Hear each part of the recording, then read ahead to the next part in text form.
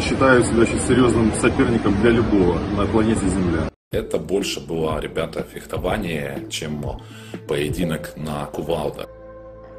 Это будет очень большая конкуренция для Ливана и Лалисина. В одну калитку задавил Алекс.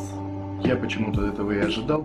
Поединок Шараговича и Ходова тоже был невероятно интересен.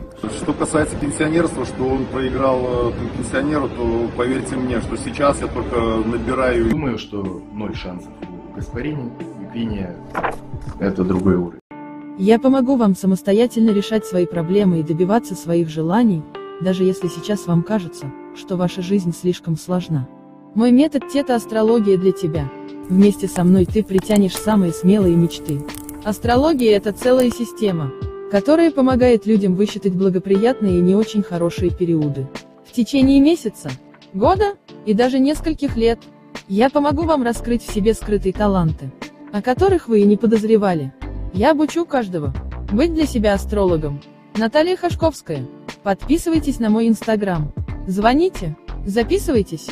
И ваша жизнь изменится кардинальным образом. Все ссылки будут в описании этого видео. Что касается установки захвата и всех вот этих нюансов, это больше было, ребята, фехтование, чем поединок на кувалдах. Поэтому и Эрмес, и я это понимали. Все тонкости установки очень большую роль играли. Он старался максимально выгодно использовать все позиции. Я так же само. И что касается установки, он после первого поединка почувствовал, что есть нюансы, на которые ему стоит обращать внимание, где ему неудобно, и пытался максимально удобно восстанавливать захват для себя. Даже немножко спорил и с судьями, естественно, по этому поводу. Это большую роль для него и для меня играло. Всем говорил, никто не верил, что я сказал, что если Алекс его завернет, то у него шансов в Гаспарине не будет никаких. Но он не только завернул, он еще и вывернул ему даже своей пронацией предплечье. Это говорит о том, что у него очень серьезное предплечье. Если он продолжит работу над этим и серьезно займется предплечьем, то это будет очень большая конкуренция для Ливана и Лалисина. В одну калитку задавил Алекс. Я почему-то этого и ожидал, после особенно комментариев Лалитина, когда Виталий рассказал, что Эрмес не так уж и силен, потому что там было куча условий, при которых он согласился бороться только там в таком угле, только вот без старта, только так, и вот так он показал свою мощь на камеру. Молодец, Алекс, видно, проделал большую работу. Думаю, он готов, ну, по крайней мере, заслужил. Не знаю насчет точно готов, это только бой проверит, а заслужил своей пахотой, работой и результатами, видно, как минимум попробовать еще раз в восьмерке показать себя сильнейшим. По поводу Алекса Курдечи, как он готов или не готов бороться, судя по его последним поединкам, которые я видел в интернете, и, конечно же, просматривал это много раз, с такой легкостью он проходил всех, и причем таких очень серьезных соперников, и проходил им кисть, то бишь выбивал там и делал с ней, что хотел, заворачивал как хотел. И судя по Гаспарине, вот я всем говорил, никто не верил, что я сказал, что если Алекс его завернет, то у него шансов в Гаспарине не будет никаких. Но он не только завернул, он еще и вывернул ему даже своей пронацией предплечье. Это говорит о том, что у него очень серьезное предплечье. Если он еще продолжит работу над этим и серьезно займется предплечьем, то это будет очень большая конкуренция для Ливана и Лалисина. Что чувствовал до поединка с Эрмесом Гаспарини? Ребята, о поединке я узнал 2 недели перед поединком. Естественно, согласился на этот поединок. Это было после уже моего поединка с Тобиасом Спорингом в Киеве. Через какое-то время Игорь позвонил и говорит, есть вот такая возможность. Я решил эту возможность не упускать, несмотря на то, что был маленький период, уже как говорится, не особо, что там была возможность менять. Возможность была просто подготовиться ментально, физически, буквально там пару тренировочек перед этим прошло, и поехали покорять Москву. Непосредственно перед поединком, естественно, было волнение, присутствовала максимальная концентрация. Я понимал, что вот Эрмес это для меня и был и есть армрестлер сверхвысокого уровня. И я понимал, что вот 2 года моих тяжелых тренировок сейчас есть идеальный шанс проверить. Поэтому максимально хотелось реализовать то, что получилось наработать за это время тренировок. Эмоции после победы были невероятные. Они, честно говоря, и во время самого поединка были невероятные. Очень эмоциональный был поединок. После 4-го раунда мне даже захотелось попробовать поддержать Эрмеса, открыть его кисть с позиции крюка, подержать, в принципе, на завязках, когда он тянет на себя. Потому что где еще, когда ты сможешь так себя проверить, вот именно в этих позициях, как говорится, в реальности, когда противник будет со всех сил пытаться именно тянуть. Поединок Шараговича и Ходова тоже был невероятно интересен. Он был похож на нас тем, что выиграл тот спортсмен, которому, в принципе, не давали там и шанса на победу. Слава, огромный привет тебе, спасибо большое за поддержку, это отдельно лично для Славы.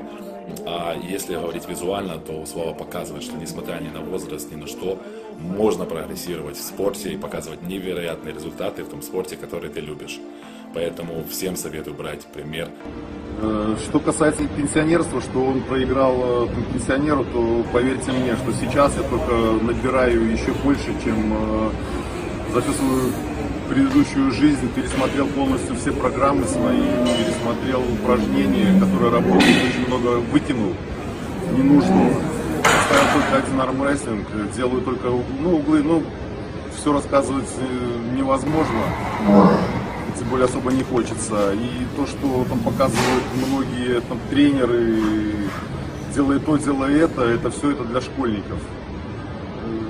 Очень много неправильного, и плюс за это еще деньги берут. Неудивительно, хоть и возрастной спортсмен Шарагович, он мощный дядька и огромные килограммы, говорит, на пальцы поднимал, специально готовил пальцы под Ходова. И, собственно, его тактика сработала. По поводу того, сможет ли он прогрессировать, и пенсионер, мол, он опытный атлет, если есть условия и огромное желание прогрессировать, всегда можно. Гляньте на того же Лубкаса, на Тима Брессона, не говорю уж про Джона Верзенко. Есть примеры, кто может дать жару и в 50 и более лет. Руслан, я честно проиграл. Я считаю, что его верх входит в 10 сильнейших в мире. Да, его оборона в крюк слаба, но если верх на верх, мало людей сможет открыть его верх. А это поражение мне нужно было. И я постараюсь сделать так, чтобы оно мне пошло на пользу, написал нам Заурбек Хаодов. После победы над Ходовым побороться неизвестно, конечно, на кого там его выводили, там, я не знаю, судя по интернету. У нас, может быть, выборы и невелик, потому что Пал сейчас заняты в топ-80 спортсмены, и кого уже организаторы предложат, значит, буду. Потому что считаю себя очень серьезным соперником для любого на планете Земля.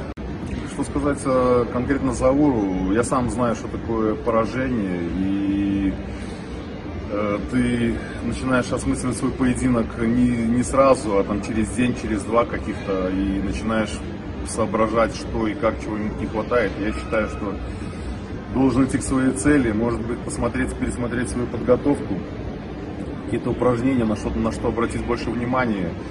И если у него есть цель и какая-то мотивация, то он станет серьезным спортсменом, соперником для любого. Потому что изначально, конечно же, он не слабый, это однозначно.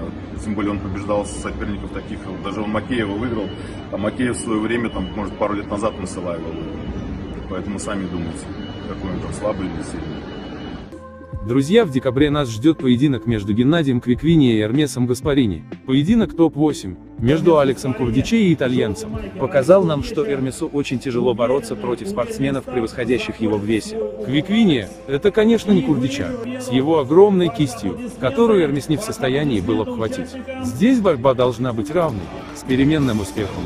Эрмес очень выносливый, и мы думаем, что крайние раунды должны быть за ним. Геннадий обладает неимоверной физической силой, но выносливость все-таки Гаспарини получше. Мы думаем, что первые раунды будут за грузинским атлетом, но победу в этом поединке одержит Эрмес Гаспарини. Но у наших экспертов другое мнение. Гаспарини с Квиквини. Думаю, что 0 шансов у Гаспарини. Квиквини Это другой и по массе, и по силе.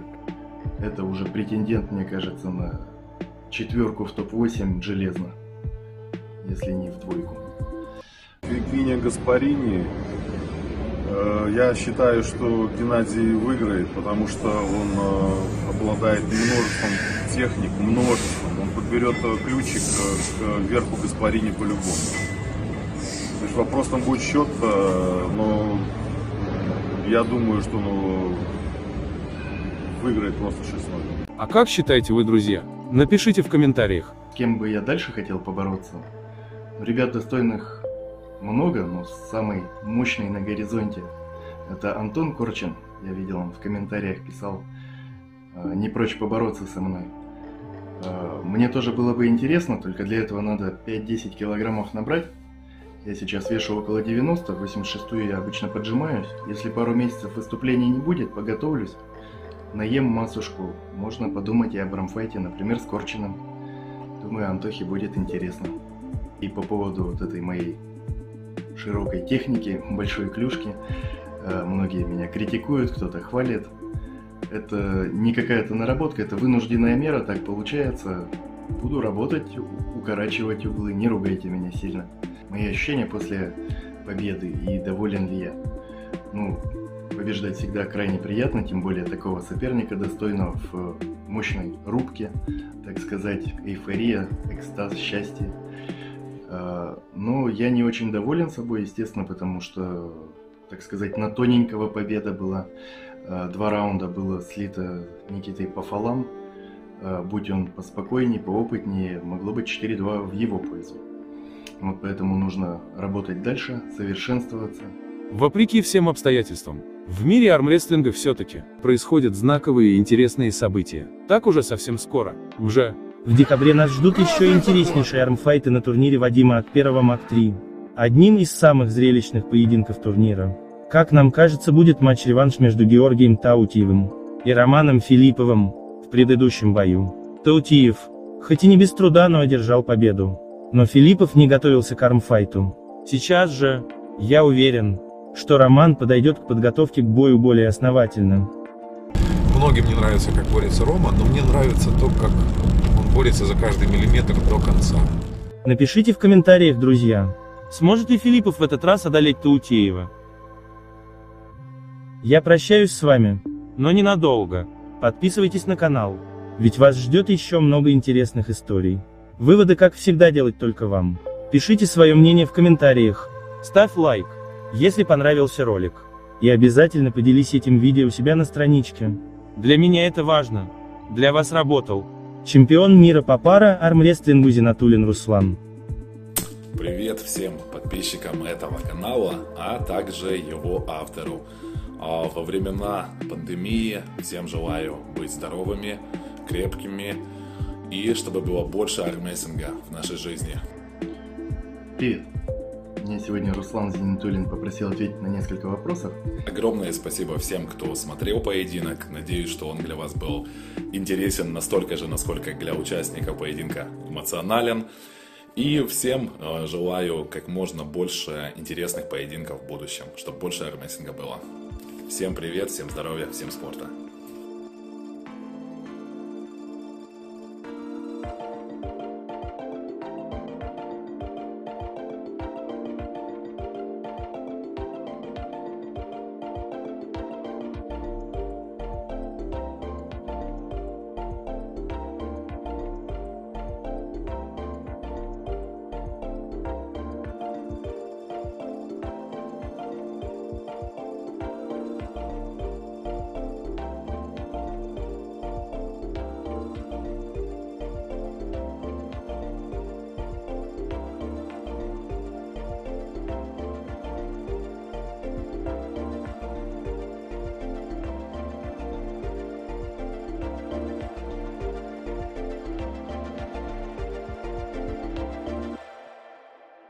On the way out!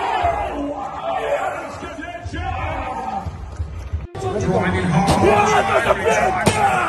Yeah!